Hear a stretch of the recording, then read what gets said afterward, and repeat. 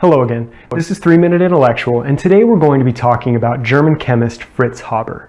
That name ring any bells? Probably not. For most of us, that name could just as easily belong to the dude who runs a local car wash as a Nobel Prize winning chemist. I know I heard a lot about Edison and Einstein in school, but I can't say I ever heard anyone mention Fritz Haber, and yet he might be the most influential scientist who ever lived. Let's start the clock. Fritz Haber was born in Breslau, Prussia, December 9, 1868. Everyday life at that time was very different than it is today, but one thing people at the turn of the last century had in common with us is they like to eat. They do it almost every day. And in 1900, it was a lot harder to grow the food necessary to accommodate that daily eating habit than it is now. That's because plants need nitrogen to grow, and nitrogen is hard to come by. Back then, the only way to get industrial quantities of nitrogen for fertilizers was from limited deposits of bird guano or from mining mineral deposits found almost exclusively in South America.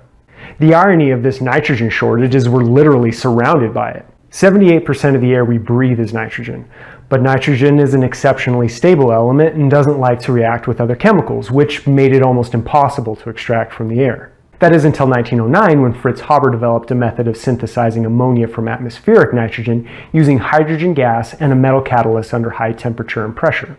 In 1910, Bosch from the German chemical company BASF adapted the process to an industrial scale. The haber-bosch process allowed fertilizers to now be manufactured literally anywhere from an endless supply of atmospheric nitrogen. Before Haber's discovery, 15 to 40% of the entire workforce was dedicated to agriculture, even in industrialized nations, and all those resources still only supported a world population of around 1.6 billion people. Had average crop yields remained at 1900 levels, our actual crop harvest in the year 2000 would have required half the land of every ice-free continent on Earth. But instead, somewhere in the neighborhood of 2% of the total workforce produced enough food to feed 7 billion people. People still like to eat, and there's no way that we can take up half of all the arable land on Earth. So look around.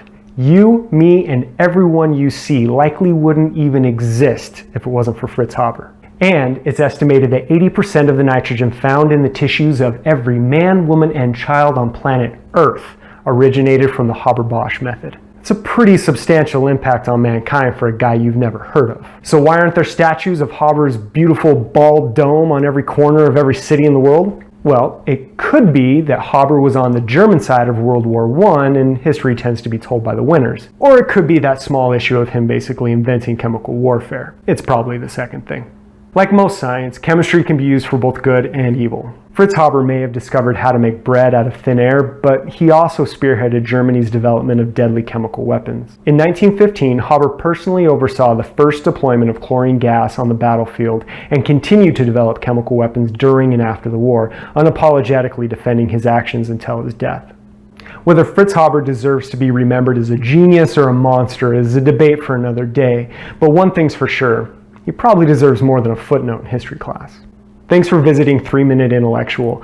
If you liked what you saw, give us a like or a share down below. There's also links to more information, including some good books and a great podcast by Radiolab if you want to learn a little bit more. Hopefully you learned a little bit today. Now go learn a lot.